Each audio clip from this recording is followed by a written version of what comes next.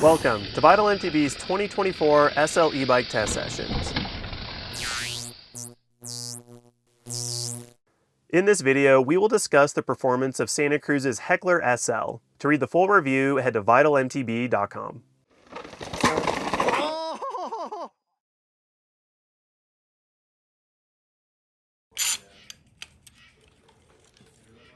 Yeah, over this effort.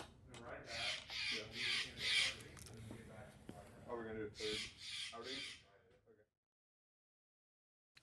For their debut into the lightweight e-bike category, Santa Cruz aimed to blend stability with a high fun factor to create the Heckler SL. Being early adapters of FAZUA's Ride 60 system helped bring that vision to life, allowing Santa Cruz to optimize range and power from a lightweight system while keeping weight to a minimum.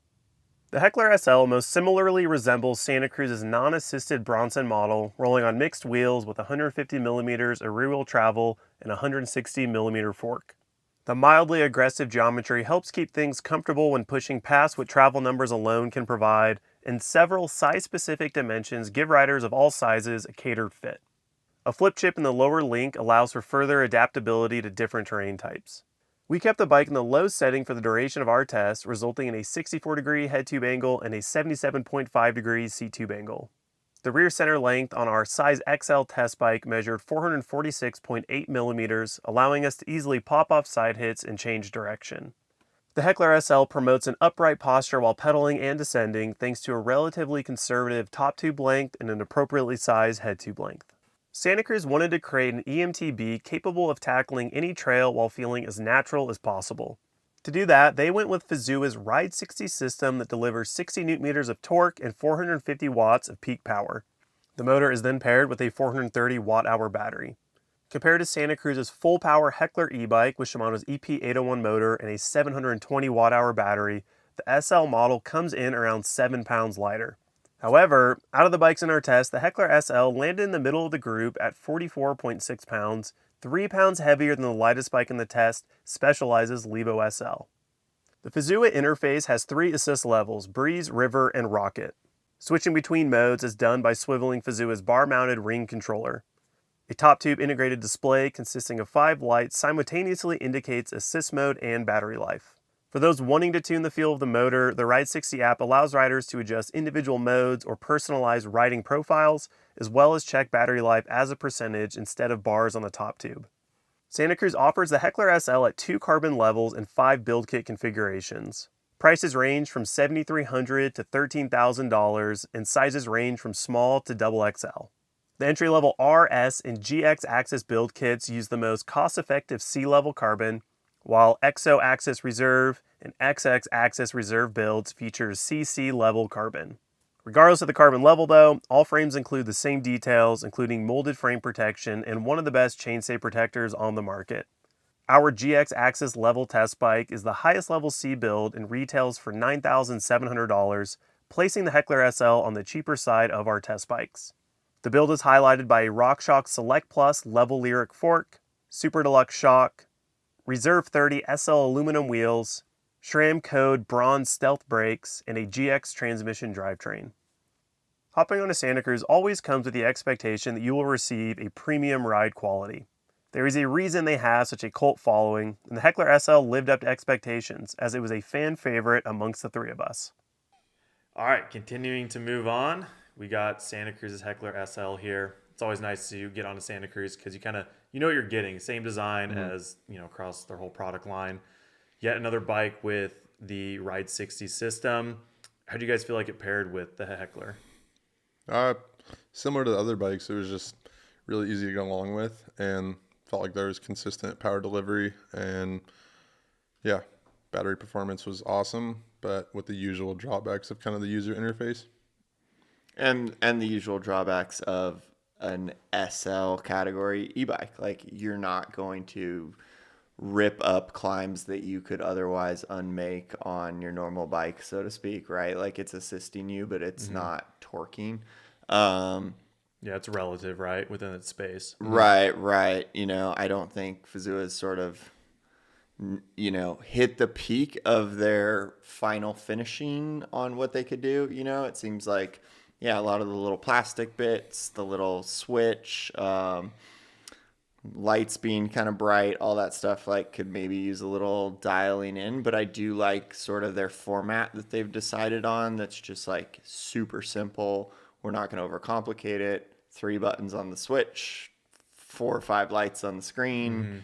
That's it. I like that. Like, I think that's how I want my bike to be, e-bike or yeah, just simple, less stuff going on. Yeah, for sure. I mean, I do enjoy how you have one strip of lights, the color indicates the mode you're in, how many lights are remaining is your battery. It's a clean way to do it, totally. Yeah. And I rode this bike further into riding more of the other bikes with the FAZUA system on it, and kind of found that it maybe wasn't as natural as I thought it was at first. Like, I think the power is really good for this size motor.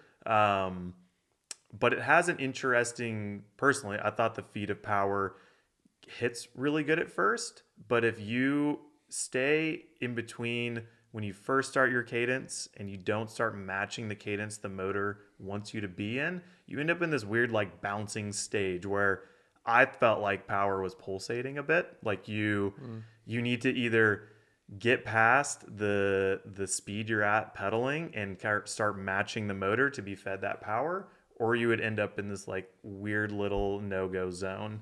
Yeah, I guess on like flatter terrain sort of is what you're talking about. Yeah, because Like usually you on feel it almost top out a little. yeah, it was like a like in between like pitches, because on really steep stuff you're spinning fast, it's feeding you great power, albeit a little bit slower. But on flatter stuff, you're also just not really relying on it as much. But maybe in more technical terrain where your cadence isn't consistent and you're fluctuating with your input, I didn't always find that the power was right there when I wanted it to be, like comparing it to Trek's TQ motor. That is like full background power when I need it, always there, reliable.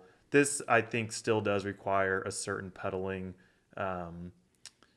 style to match the motor. Maybe not fully just natural. Yeah, I think like the prime example of like a really smooth natural feel is when you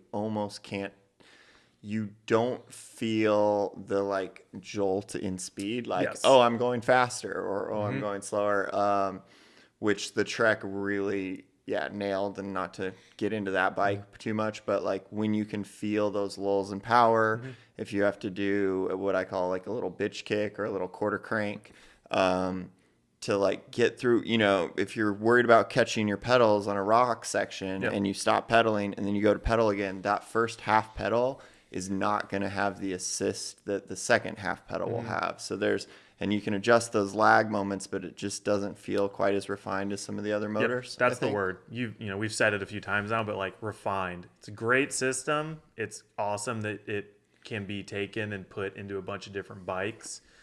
But those little things like that maybe leave just a little bit to be desired, but you can work around it. You can adjust your pedaling habits, get what you need out of it. Yeah, I was going to say, it was less apparent to me. Maybe it matches my pedaling style better. I have a varied cadence quite a bit. I'll kind of gauge my effort on like, if it's going to be steep, I'm going to pedal harder. And if it's easy, I'm going to pedal a little easier and maybe not reach those ends of the torque curve or power delivery as often.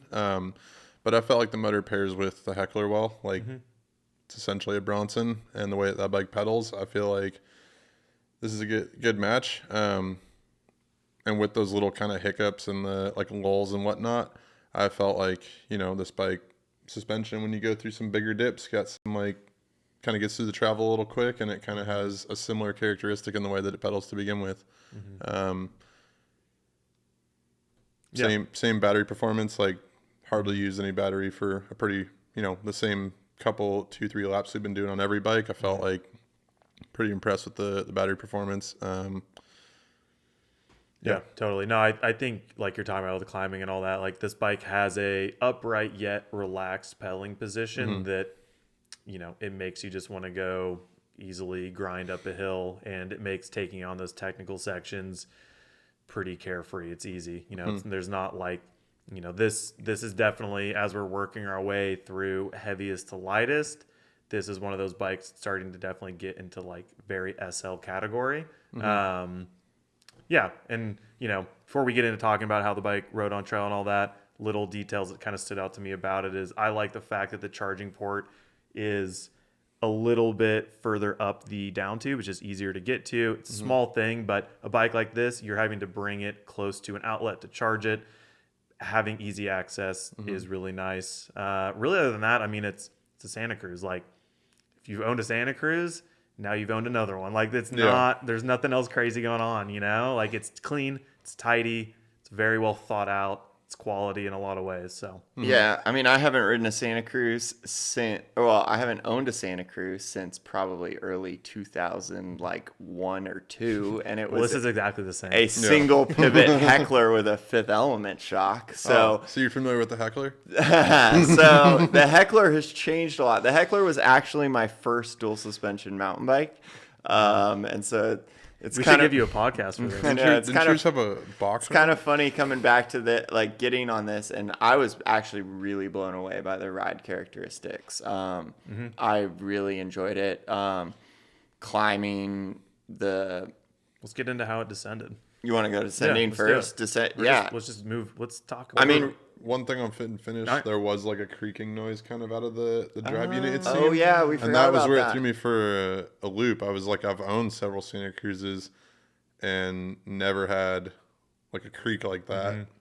So not sure what that was down to, but it seems more of like Oh, I figured it out. Oh yeah, Yeah, we did it the first day. I don't know. You might have been setting up another bike. Mm-hmm. I noticed it immediately, like brand new bike pedaling up the road. It sounded horrendous. yeah. Under like heavy load, it I was kind thought of twisting. I thought the motor was loose on the bike. Actually, I was like, "What is broken on this bike?" Turns out it's just the plastic cap on the bottom of the frame. I think when you're putting a lot of torque on the bottom of the frame's actually like twisting. Oh, right, And right. that plastic cap Yeah, is like the just frame like and motor. yeah, are the frame and twisting with motor each are kind other. of twisting, Yeah. and that plastic sort of guard cover is actually like It's attached to both. attached to both, and so there's like enough flex going on there that plastic. I is remember just, that like, now. We did kind of look at that, and twisting. I'm curious if that's a Santa Cruz design or if it's one of those kind of refinements that FAZUA, kind of needs to clean up on. Yeah, It seems well, like where we the didn't- FAZUA meets the like Santa Cruz kind of interface. we didn't notice it on other bikes. I think it's really just that cover. I actually took the cover off and went and pedaled it back up the road and didn't notice it at all. It like completely went away, and we kind of joked. We're like, should we just ride it without the cover? Yeah, no. No, we shouldn't. But I noticed it on trail was the thing. Like under like sections where I'm like, I gotta get on the pedals. I was like, there it is again. And So there's some flexing going Yeah. on down there, but funny that we say that because the frame felt so stiff, right? Like Right, it was yeah. just Yeah. super torsionally one piece, so to speak. A Yeah. lot of bikes, sometimes the rear triangle and the front triangle can kind of feel like they're bending in between, or there's a little bit of a hinge in the bike. it almost created like a mental kind of trick, like placebo effect, almost like, oh, because that noise is coming from there, I feel like is the frame twisting, make you like kind of question what's going on. But it's good to know it's just a kind of aesthetic thing. Yeah, just the cap, I think. But But yeah, I was talking about downhill, I was gonna say. Yeah, I was blown away by the way it descended. The kind of similar to what Jason mentioned, it was one of the first bikes I got on, so I didn't really notice it right away that some of that small bump chatter is like kind of echoed through the feet a little more than some of the other bikes, I think. But even though it might have a little bit of a rougher feel, I felt like the confidence to like smash things was so apparent. And I found myself like some of the bikes, I hate to say like lazy riding, it's not lazy riding, but you're just sitting on the bike, letting the bike do the work. The Santa Cruz felt like I wanted to jump the biggest sections of trail I could, Totally. take one big impact, slap something, and then just do that again. So it was, super playful in that sense, which is kind of surprising because it's got a decent reach and it's a longer bike, but and Yeah. a little heavier. and a little heavier. And I don't think it rode as heavy as it was. I would have guessed Right. that it was one of the lighter bikes by the way it rode. That was my guess. And the feeling you described of kind of wanting to jump off everything and kind of input the bike as much as possible. I got that feeling a lot on the Levo SL, and I felt like kind of different to what you guys are saying. This bike did that and handled the chatter better. I felt like it fluttered over the kind of high frequency bumps more easily, But I agree with the kind of mid-stroke, bringing more feedback through your feet, where the Levo's kind of firmer off the top to begin with, and it maybe wouldn't get there as easy. I felt like this bike got through the first part of the travel easily, and I would have liked, if I were to buy this bike, I would want like a low speed and high speed adjust to be able to kind of control that better. But for a shock that doesn't have that, we kind of couldn't do much there. But I thought it was a very similar ride to the Levo SL in terms of like the kind of play factor and fun factor. Yep. But I thought it did that and the kind of aggressive like smashing better. Yeah. So yeah, I interpreted that definitely playful, but that like smashing feeling as I could ride it way more deliberately and very like I could just put more energy through the bike and not have to worry about it reacting in a like adverse crazy way, yeah. you know, like it wasn't gonna do anything nuts. The downside of that to me is that it's not the most comfortable bike. Like it doesn't mean it's harsh or anything like that. It just means that like it wants to be ridden really fast. Like as I was riding it, all I could think of was Jackson Goldstone. Like the way he rides a bike where it's poppy, it's airy, it's very like light on your feet. Yeah. And when your wheels are on the ground, you are like really picking and choosing that for a reason. Like it's a very responsive bike, which makes it lively. It matches like the SL category really well to me. If I just wanted to go cruise trails and ride at like a more casual pace, I think it would beat me up a little bit more. So that was like my kind of like yin yang with this bike, where it was really good at certain things, and if I was in a certain headspace, and then at other times, like as we'll get to when we talk about the Specialized, that was like the kind of difference with that bike that was very similar. It's funny because my experience is almost like contrast those to where like that's the Levo, like the way you described that. That's a bike that is kind of like I need to ride it more intentionally. This was the bike where I felt like I could kind of hang out more. But it is interesting because they're very similar bikes in like a lot of ways. Right. I think a lot of two that different ways of doing it. Yeah, totally. Like, I think a lot of that can come down to if you know your preferences with like suspension design and stuff like that, and how you even just weight the bike. Like between kind of all of us, like you're definitely more forward and we're maybe a little more rearward. And so that, just taking note that it can play into what you might feel with the bike and all that. Yeah. Do you guys want to, let's do a bottom line on the Heckler SL. Where's this thing land? Oof. It might be my favorite bike, honestly. It's hard to say. I think there were three that were all really up there. I would have liked to have gotten more time on it. But like you said, I think I'm someone who likes to put a lot of force into my bike, a lot of rider input. I heard you guys a couple times say like, it's high speed, but we didn't really have like too big of hits. I felt plenty of big hits hucking the flat out there, so I don't know what you guys are riding now. I'm kidding. I just like I like to be in the air as long as I can, and I sometimes give very little regard to landings. Sick. So I felt like this bike felt super confident in that. Like I felt very safe in that sense, because sometimes I'll put too much rider input for the speed I'm going and can end up negatively. Especially on heavier bikes, e-bikes is even more so. So having the ability to push really hard into something and not feel like I'm going to kind of ricochet out in a weird direction made it feel really, really good. And also like, I don't know. I think like it felt kind of like it had more travel than it does in a way, which says a lot. Yeah, I think for me, it was my favorite bike that we rode. It was kind of the best of both worlds. Like I said, the Levo was really similar and really close for the same reason that I too like to kind of find those like ways to jump off whatever where it makes sense. Maybe not as often, but I do ride with like the kind of pump track or skate park mindset of like just trying to like find speed everywhere. And then with that speed be like, oh, now I can like hit this jump to here and this to here. And I felt like this opened up a lot of those options where the Levo maybe opened up more.